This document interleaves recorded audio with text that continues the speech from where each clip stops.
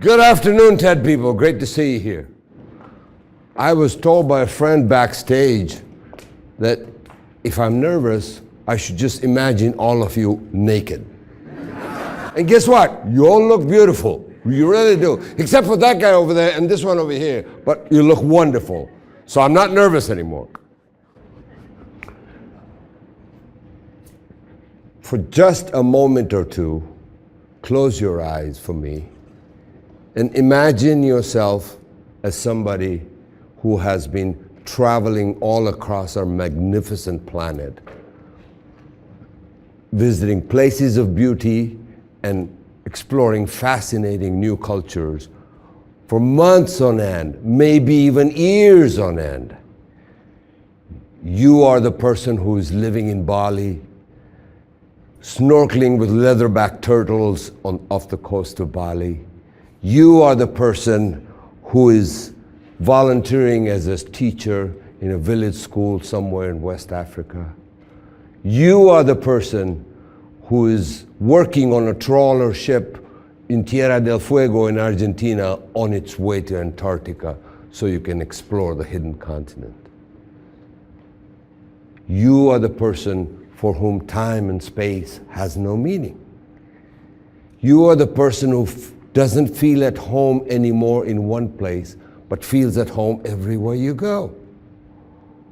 Are you a true global nomad? Are you one of those people who has left their place of birth, their culture, their country, their family, to explore new beginnings in different places with a fresh need to open a new chapter in life? Now open your eyes. Today, my talk is going to be about those kind of people, the unique people that have left whatever they had behind in their place of birth, in their place where they grew up, left mainstream lifestyle and gone on to different places to find new beginnings, to create a new sense of self-identity and break away from mainstream living that they left behind. You might be wondering by now, what makes me credible talking about global nomads like these wanderlust gypsies that have left mainstream lifestyle a few years ago? Well, let me tell you about this. When somebody asks me in Chiang Mai, which travelers often do, where are you from? I get all tongue-tied and usually end up making a joke saying, oh, if it's Tuesday, I must be from Belgium. You see, I have been born in Tanzania, grew up in Uganda until I was 21, left at the age of 21, better still, kicked out of Uganda, along with 80,000 other Asians by psychopath Idi Amin in 1972. I too lost my culture. I too lost my family. I too lost my place of birth. And I too lost my country. But in the process, I was fortunate enough to spend the next 3 decades looking for a sense of purpose, looking for a way to identify who I am and manifest my sense of self-identity, and in my search for a new place to call home. I worked with humanitarian work in different parts of the world, worked with the poor, and ended up realizing that I too am a global nomad. Let me give you an example why. My mother tongue is Gujarati, yet I speak in American English. I carry an American passport, but I am of Indian origin and live in Thailand. When I was a kid, I used to sing Bollywood songs. Now I dance to Jimi Hendrix and the Garifuna music of Belize. To complicate matters even more, I was born a Shia Muslim, and today, nature is my only God. So you see why it's a little difficult to respond to the question, where are you from? Global nomads are an increasing phenomena of the 21st century. Refugees, like me, have been displaced in different parts of the world. The UN claims there's 11 million refugees on our planet today, homeless, without culture, without a sense of belonging.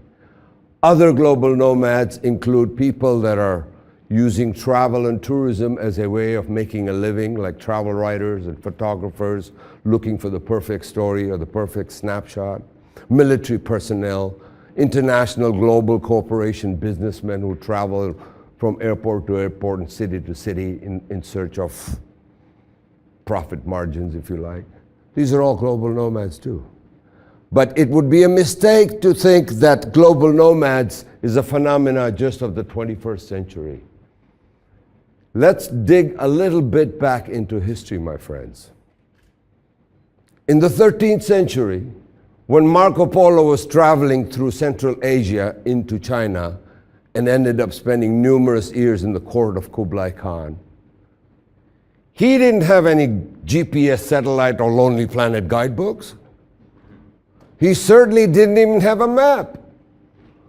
What was going on in his mind when he was traveling for that extended period of time without having an intercultural advisor to teach him about culture shock, to teach him about cultural differences, to teach him about values and situations and actions that he may come across that would certainly be different from what he was used to? Take another example. Within another century or two, seafaring explorers like Columbus, like Magellan, Vasco da Gama, Zheng He from China, Thor Heyerdahl from Norway, these are all people that decide at some point in their lives to explore the world and put the world on a map that we can now take for granted today. My favorite example of the perfect global nomad is a man called Richard Burton. No, not the actor, the explorer. This is a man who not only traveled all over the world carting maps of different parts of the world, but along the way ended up mastering not one, not two, not even 10, but 29 languages, African, Asian, and European languages. If you look at this man's CV, his resume, it says, diplomat, poet, ethnographer, ethnologist, cartographer, James Bond type of spy. And yes, prolific writer as well. This is how this man manifested his creativity and his sense of self-identity of living in a globalized, nomadic world. I would like to take this time to come back to 21st century nomads and give you a profile of 3 different people from our century, from our neighborhoods, if you like. 3 different people from 3 different generations with vastly different backgrounds to see that global nomads is not just a phenomena, it's definitely on the rise. Her name is Roshan. She just turned 80 a month ago. Born in India, pre-independence India, to Indian family. She grows up in a Catholic school in Calcutta, ends up after high school going to school in Boston, in university in Boston, hoping to become a lawyer, according to her parents, but of course, rebel that she was, she ends up studying theater and ballet and gets disowned by her own family financially anyway. She perseveres, manages to get her degree in theater, moves on to the prestigious Sorbonne University in France to study political science, and becomes an avid Marxist. In the process, she explores many parts of Europe, ends up meeting a man called Regi, her German friend, and incidentally, her 4th husband, and marries him and learns her 7th language, German. This lady with reggae traverses all over the world, making amazing films and documentaries of political opposition leaders like Chairman Mao Zedong, Kim Jong-il of North Korea, the Shah of Iran, Jonas Savimbi, the guerrilla activist from the Angolan War, and yes, even reggae Rastafarian legend Bob Marley, because she happened to live in Jamaica and he was her neighbor. In her last decade, when widowed, where does she go? Thailand. This woman is an icon in Chiang Mai as a woman who worked with a lot of Buddhist monks, international organizations, even the royal family, to create a humane education program utilizing sterilization of stray dogs, a massive problem in northern Thailand, as part of that humane education program. This is a woman who passed away, sadly, just about a week and a half ago. At her Buddhist funeral, this is a woman who was born a Parsi, a sect of Iran. At her Buddhist funeral, at the cremation, hundreds of people showed up to commemorate the life of a wonderful lady, to feel sorrow for a woman that touched their lives, and also to celebrate a woman who said, "When I go, play some reggae music for me and have a good time." This is a very good example of a global nomad. But another one. Her name is Karina. She was born in 1958 to a German father and a Peruvian mother. So she ends up becoming what we call a third culture kid, living in two worlds, learning to become part of the German culture, which is part of our system of education, at the same time on Saturday nights going to Latino clubs and dancing the cumbia or the salsa. She learns very quickly that it's easy to move in and out of this culture, and by the time she's 15, she's speaking fluent French, very good German, very good Spanish, and excellent English.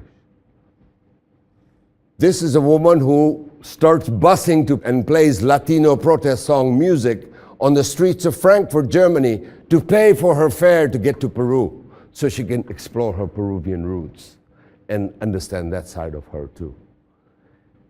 Not satisfied with just living in two worlds, she moves on in her 30s to none other than Chiang Mai, Thailand, where she does a PhD in intercultural studies and focusing on preserving the cultural heritage of hill tribes in northern Thailand. She spends effort, time, research, mastering the Lahu language, makes documentaries with Lahu farmers on cultural practices and community development that are on the verge of extinction. And just last year, she opens up a coffee farm, now using coffee as a way to bridge gap between cultures. She sells her coffee in Frankfurt, she sells her coffee in Vancouver, Canada, she sells her coffee in Thailand and different parts of Asia. And the money that comes from the proceeds of coffee, she opens up a Lahu museum for people to appreciate the culture of the Lahu people, and opens up a jungle school near the village of where the coffee farm is, just an hour from here. Just last week, the first class came up. She was expecting 6 students. 42 showed up, with the village elders there present to do the first class on passing on the oral history of the Lahu people to their children. This is how this third culture kid bridges gaps between cultures. The final example I want to give you is a 24-year-old man called Zubin, who now lives in Seattle and works for a corporate organization on healthcare. This global nomad, who was raised as a global nomad by myself because he's my son, was born in Khon Kaen, northeastern Thailand. When he was 2 months old, his parents, a Muslim American, Ugandan African, and a Filipina Catholic mother, took him away to Central America, Honduras and Guatemala for 7 years. That's where he grew up. became fluent in street Spanish, not good Spanish, street Spanish, and ends up, after Central America, going to a Montessori school in Vancouver, Canada, a couple more years in Austining, New York, Cebu, Philippines, and finally graduates from high school at Montgomery County in Maryland. When he was a kid, he said, "Dad, what have I done in this life that I have to go from school to school every few years just because you think it's a good idea?" This same kid says to me now, "I'm really grateful. Thank you for the Spanish. Thank you for the world experiences. Thank you for making me realize that I'm different from the mainstream people I work with at that corporation in Seattle." See, what I'm trying to get at is there's a whole lot of common characteristics that come into play with people like Zubin and Karina and Roshan and even global nomads from previous centuries. These are people who A, have a very good knack for languages, B, understand what compassion is all about and what it is to be a minority or an underdog, and have compassion for others that are in similar situations.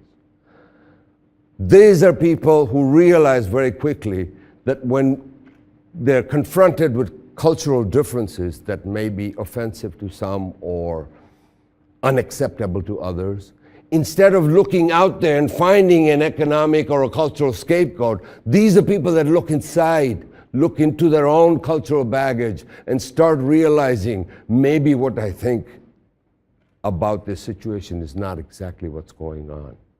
These are people who are humanists, more so than nationalists, with no particular patriotic fervor about any one country.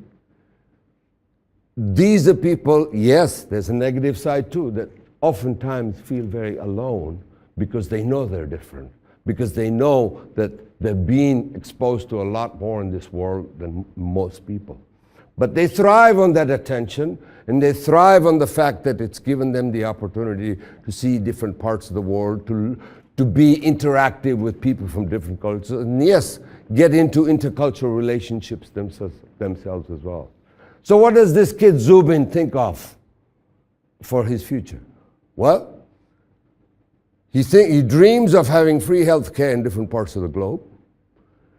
He's a YouTube videographer who uses the internet as a very good social media network for finding fellow global nomads to find his sense of identity. He's very conscious of the fact that there are more and more people like him searching for a sense of identity and purpose and utilizing travel as a medium to do that. These are people that have made a very strong contribution, both in terms of creativity and collaboration, by utilizing what they've learned on the road and in their multicultural experiences to manifest it through art, through writing, through what have you. I, on the other hand, have utilized my experiences with the NGO world for 3 decades and extensive amount of travel that I've done by writing books. It is no coincidence that a lot of the books that I write talk about situations and people and characteristics of global nomads. Because it is my contention that these kind of people are not only on the rise, but that these kind of people are the future of our planet. There's quite a few cynics that would say, "Mo, you're living in a dream world. Mainstream people don't believe in that. They just think of these people as globe-trotting just gypsies with not much sense of any responsibility in this day and age." I would say they are wrong. My best example for proving them wrong, the wonderful city of Chiang Mai. This is a multicultural city, and I would say to them, come here, stay here for a year, because all year round you will find people coming through Chiang Mai from all walks of life, young and old, male and female, no particular sexual preference, if you like.